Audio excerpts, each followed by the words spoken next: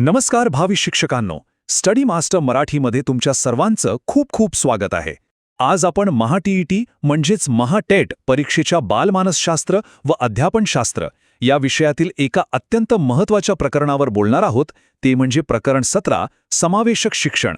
एक तज्ज्ञ मार्गदर्शक म्हणून मी तुम्हाला खात्री देतो की आजचं हे स्पष्टीकरण एकदा लक्ष देऊन ऐकलत ना तर या विषयाचा तुमचा एकही मार्क परीक्षेत जाणार नाही.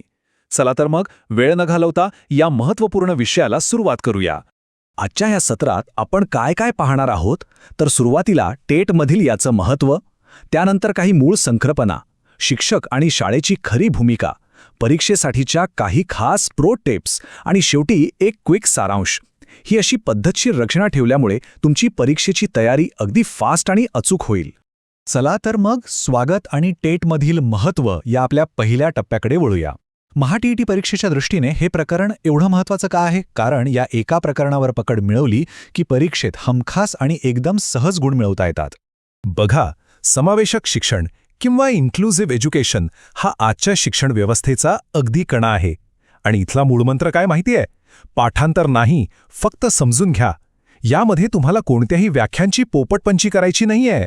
इथे फक्त मागची संकल्पना आणि लॉजिक समजून घेणं अपेक्षित आहे. एकदा का याचा मुख्य उद्देश डोक्यात फिट बसला की यावरचा कोणताही फिरवून विचारलेला प्रश्न तुम्ही अगदी सहज सोडवू शकता. आता वळूया समावेशक शिक्षणाच्या मूळ संकल्पनांकडे. चला या प्रकरणाच्या अगदी मुळाशी जाऊया आणि याच्या मुख्य संकल्पना नेमक्या काय आहेत ते अगदी साध्या भाषेत समजून घेऊया. अभ्यास करताना एक गोंधळ नेहमी उडतो, बरोबर? विशेष शिक्षण आणि समावेशक शिक्षण या दोन्हीमध्ये मुख्य फरक नक्की काय आहे? हा एक असा प्रश्न आहे जो वारंवार विचारला जातो. आणि आज आपण हा गोंधळ कायमचा दूर करून टाकणार आहोत. हा फरक अतिशय साधा आणि महत्त्वाचा आहे. विशेष शिक्षण म्हणजे काय? तर तिथे विशिष्ट अपंगत्व असलेल्या मुलांसाठी एक पूर्णपणे वेगळी स्वतंत्र शाळा असते. पण समावेशक शिक्षणाचा फंडा अगदी क्लिअर आहे. सर्व प्रकारची मुलं, मग ती सामान्य असोत किंवा विशेष गरजा असणारी, ती सर्व मुले एकाच छताखाली एकाच सामान्य शाळेत शिक्षण घेणार. हाच तो गेम चेंजर फरक आहे जो तुम्हाला कायम लक्षात ठेवायचा आहे. परीक्षेत हमखास विचारला जाणारा आणखी एक थोडासा ट्रिकी मुद्दा म्हणजे एकात्मिक शिक्षण आणि समावेशक शिक्षण यातील सूक्ष्म फरक. एकात्मिक म्हणजेच इंटिग्रेटेड शिक्षणामध्ये अपंग मुलांना सामान्य शाळेत नुसता प्रवेश दिला जातो, त्यांच्यासाठी भौतिक सुविधा फारशा बदलल्या जात नाहीत. पण समावेशक शिक्षणामध्ये मात्र मुलांच्या गरजेनुसार शाळेच्या भौतिक सुविधांमध्ये आणि शिकवण्याच्या पद्धतीत सकारात्मक बदल केले जातात. हा पॉइंट परीक्षेसाठी खूप म्हणजे खूप महत्त्वाचा आहे. मग अशा विशेष गरजा असणाऱ्या मुलांना शिकवायचं कसं? यासाठी बहुसंवेदी पद्धती म्हणजेच मल्टी सेन्सरी अप्रोच वापरला जातो. नुसतं लेक्चर देऊन किंवा वाचनाने या मुलांना समजत नाही. दृष्टी, स्पर्श आणि श्रवण अशा सगळ्या ज्ञानेंद्रियांचा वापर करून जेव्हा तुम्ही शिकवता तेव्हा या मुलांना संकल्पना अगदी वेगाने आणि चांगल्या प्रकारे समजतात. आणखी एक अत्यंत महत्त्वाची संकल्पना म्हणजे शून्य नकार धोरण किंवा झिरो रिजेक्शन पॉलिसी. सर्व शिक्षा अभियानाअंतर्गत हा एक मूलभूत मानवी हक्क आहे बरं का.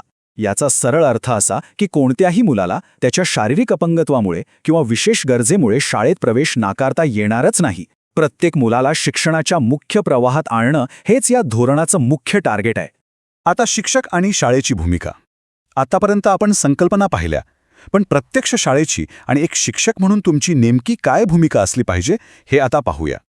टेट परीक्षेसाठीचा एक सुवर्ण नियम अगदी डोक्यात फिट करून ठेवा. शाळेने मुलांच्या गरजानुसार बदलावे, मुलांनी शाळेनुसार नाही. समावेशक शिक्षण प्रणालीमध्ये लहान मुलांनी शाळेनुसार ॲडजस्ट करायचं नसतं, तर शाळेने स्वतःच्या पायाभूत सुविधा आणि दृष्टिकोन मुलांच्या गरजेनुसार लवचिक ठेवायचा असतो. मग यात एक शिक्षक म्हणून तुमची भूमिका काय? तर शिक्षक हा एक लवचिक मार्गदर्शक असतो. इथे कठोर शिस्त लावणं अपेक्षित नाहीये. प्रत्येक मुलाच्या प्रगतीसाठी शिक्षकाने वैयक्तिक शैक्षणिक कार्यक्रम म्हणजेच IEP राबवणं अत्यंत आवश्यक असतं. आणि सोबतच मुलांमध्ये सहानुभूती आणि सामाजिक कौशल्य कशी विकसित होतील यावर जास्त भर द्यायचा असतो.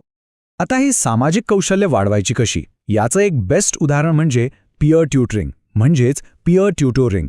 सोप्या भाषेत सांगायचं तर जेव्हा समावेशक वर्गात एक सामान्य विद्यार्थी दुसऱ्या विशेष गरज असणाऱ्या विद्यार्थ्याला अभ्यासात किंवा इतर गोष्टीत मदत करतो ना, तेव्हा त्याला पियर ट्युटरिंग म्हणतात.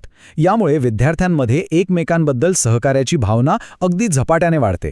यासोबतच अडथळामुक्त वातावरण ही एक अतिशय महत्त्वाची भौतिक संकल्पना आहे. शाळेत बांधलेला रॅम्प हा काही नुसत्या सजावटीसाठी नसतो. शारीरिक अपंगत्व असलेल्या मुलांना शाळेत अगदी सहजपणे वावरता यावं, त्यांच्या हालचालीत काहीही अडथळा येऊ नये यासाठी या सुविधा असतात.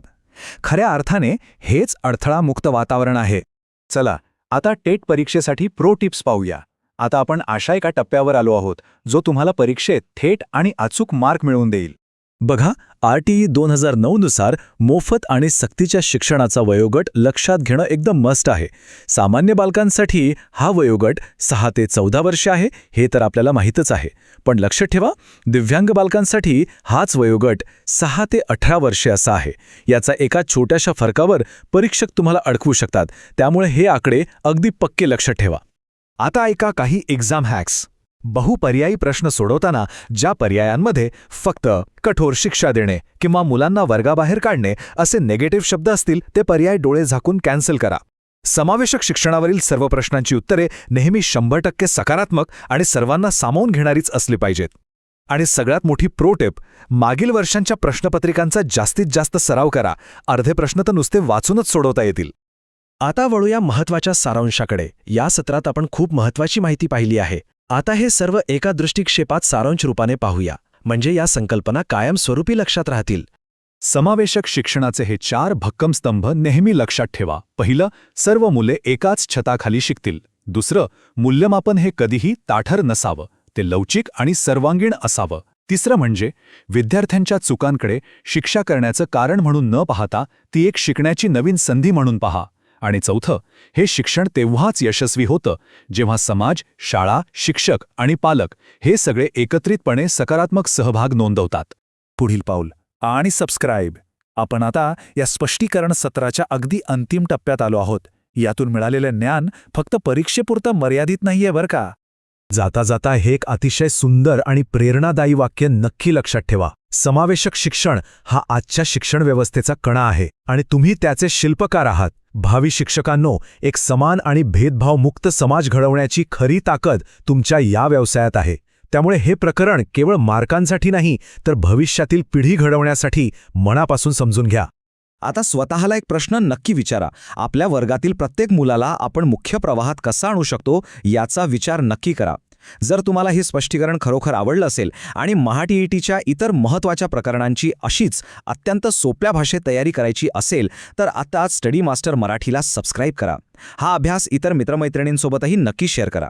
लवकरच पुन्हा भेटूया अशाच एका माहितीपूर्ण सत्रात. तोपर्यंत सकारात्मक रहा आणि जोमाने अभ्यास करत रहा. खूप खूप धन्यवाद.